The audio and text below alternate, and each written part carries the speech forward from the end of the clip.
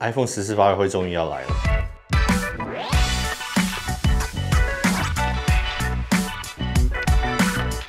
大家好，我是苹果店。那苹果呢，在昨天凌晨终于发布出了这个发表会的邀请函，那比我们先前预期的都还要早。那这个大概是几个原因啦，可能是因为这个发表会的日期在星期三，那个星期的星期一呢是美国的劳动节，那可能苹果希望给媒体有更多的时间，可能去安排他们人力上面的调动。那第二个可能性呢，就是苹果想要突袭啊，因为毕竟彭博社都已经讲出来，这个发表会是在9月7号，那再拖到前一个礼拜再发布这个邀请函也没有什么意义，就赶快先发出来算了。那我们频道呢，当然也会在这一天9月8号的凌晨1点台北的时间在这边直播，跟以前的惯例一样，我们这一次也是会送出 iPhone 14，所以大家就记得来看，然后看看怎么样抽到 iPhone 14这个产品，这样你或许根本也不用花钱去买 iPhone 14。OK， 那关于发表会的更多细节跟抽奖资讯，我们都会陆续的公布，所以也记得订阅频道，不会错过怎么抽到 iPhone 14的这些相关资讯。那我们讲到这个发表会里面会有的产品之前，我们先来看这个邀请函，因为苹果通常会暗藏一些玄机在里面啊，可能让我们猜到它会发表什么产品，或者在它的用字上面。所以呢，如果你们对这个邀请函有什么猜测，也可以在下面留言吼。那我们来看啊，这个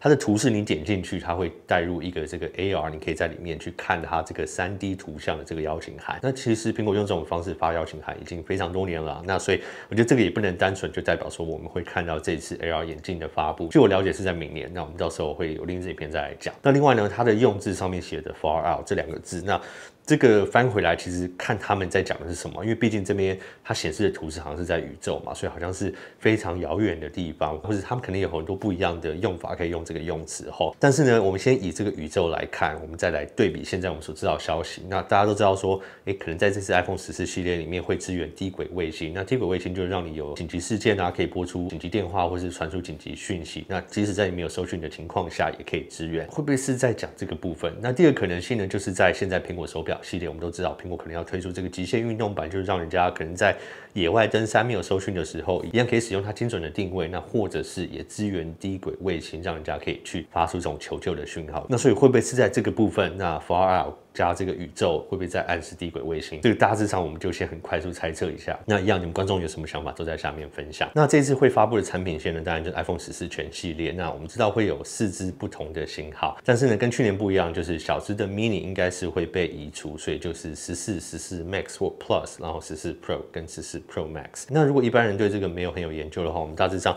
把它简化，就是这次变成只有2个尺寸，可能就是 6.1 跟 6.7 2个尺寸，可是每一个尺寸里面会有2台，一个入门的跟一个 Pro 比较高等级的版本。那在里面的差距就是可能相机的数目啊，里面相机的配备啊，还有它萤幕的更新率有没有支援水显啊，还有里面搭配的这个记忆体。那在这个部分，你可以先去划分出哪一个比较适合你，然后再去选择2个不同的萤幕尺寸，这样就好。那某方面也是简化大家对新 iPhone 的这个选择。那关于 iPhone 14可能有什么比较亮点的功能，我有另外做一支影片，大家可以再去看，那再去看说，这些亮点是不是值得你去更新 ？OK， 那下一步我们就来讲苹果手表。那据说这次第8代他们会有一个全新的版本推出。那除了那个之外，一般的苹果手表第8代，据说设计还是维持第7代的设计。那据说在第8代呢，就是在健康侦测功能上面的增加吼。那在另外一个版本就是 Pro 版本或是极限运动版本。那其实三星刚推出了这个 Galaxy Watch 5 Pro， 就是有点像是在这边极限运动版本。那一只手表我现在测试下来，它的续航力真的是超级强，我真的非常非常喜欢这一点。我也觉得苹果手表在这一点很需要加强。那或许这次就会一起推出来，然后跟那一只手表来做个抗衡。可是呢，三星那一只 Galaxy 5 Pro 它的定价是在大概400、500多美金之间。那以苹果手表目前的定位来讲他们只要有用到钛合金这个也是用到钛合金，然后蓝宝石玻璃的这个材质的版本，定价就已经比这一只还要高了。而且那个是在里面的配备跟它续航力都没有任何升级的情况下。那如果这一次要推出一个 Pro 系列的版本，使用更高级的材质，配上更大颗的电池，那它跟一般本来的产品线要怎么去做区分？以目前外媒的讲法是说，这一只手表可能它的起价会在1000美金，那这个就已经将近是 Galaxy Watch 5 Pro 的2倍了。那这种情况下，我觉得竞争上会有点困难啦。但当然，在苹果生态链里面的人也只有这只可以选择的情况下，那我们就来看看苹果这次在这个极限运动版，它能端出什么真正的牛肉？到底里面有什么真的很吸引人的健康侦测功能、定位功能，或它续航力到底可以提升到什么程度来去弥补这个价格上上面的差距，让人觉得值得去购买。OK， 好，那下一个大家期待的产品可能就是 AirPods Pro 的第2代。那据说呢，除了音质上面啊，它里面使用单体的这个会向上提升之外呢，另外就是在健康侦测功能上面，这次也可能加入在 AirPods Pro 的第2代里面。那这可能是说你平常可能不想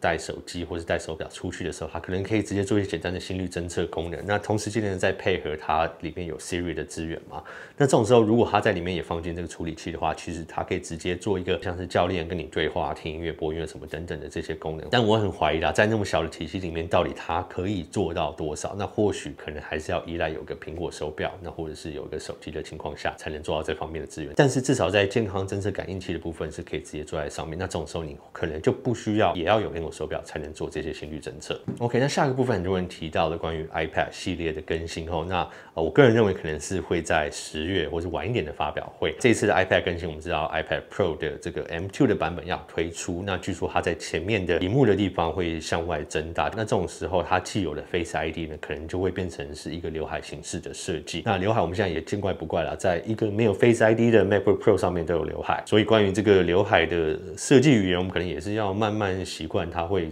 存在好多年。那可能更大的重点就是看这一次 iPad Pro 如果加入 M2 会不会有一些隐藏的亮点使用方式在里面，因为其实在 iPad OS 的更新里面，大致上它跟实际笔电的这个生产力实用性的距离还是蛮长一段，然后再加上一些专业版软体也还没有对它进行支援的情况下，其实真的要把它当电脑用是有一点困难。所以呢，我们只能大致上期待会不会配合 M2 的版本，它有一些隐藏的亮点功能在里面，让它更接近笔电的使用。那在下个部分就是这个入门版本的 iPad 的更新。那其实在1个多月前，我已经收到这个工厂的照片，大致上知道说它旁边就是会切直角啊这样的设计，就是遵循现在所有 iPad 的设计语言。但因为那个照片我没有办法分享，而且我觉得这个产品关注度其实也不算是非常高啦，因为以现在有 M1 的 iPad Air， 然后有 A15 的 iPad Mini 来讲，可能不一定也需要去选到这一台。可是就是苹果在他们整体产品线做一个更新，那据说下面的充电孔也会是使用 USB Type-C。那现在真的就是差 iPhone 还在使用 Lightning， 可能其他重点产品都已经到 USB Type-C 了。那我们频道呢，当然也会在这一天9月8号的凌晨1点台北的时间，在这边直播后，跟以前的惯例一样，我们这一次也是会送出 iPhone 14，所以大家就记得来看看怎么样抽到 iPhone 14这个产品，这样你或许根本也不用花钱去买 iPhone 14。那关于发表会的更多细节跟抽奖资讯，我们都会陆续的公布，所以也记得订阅频道，不会错过怎么抽到 iPhone 14的这些相关资讯。好，那现在我也在同步跟很多不同的消息来源做更多细节的确认。当我们有更多消息的时候，我们也会陆续在这边发布关于这次新的发表会会不会有什么惊喜、有什么亮点，其他产品的细节会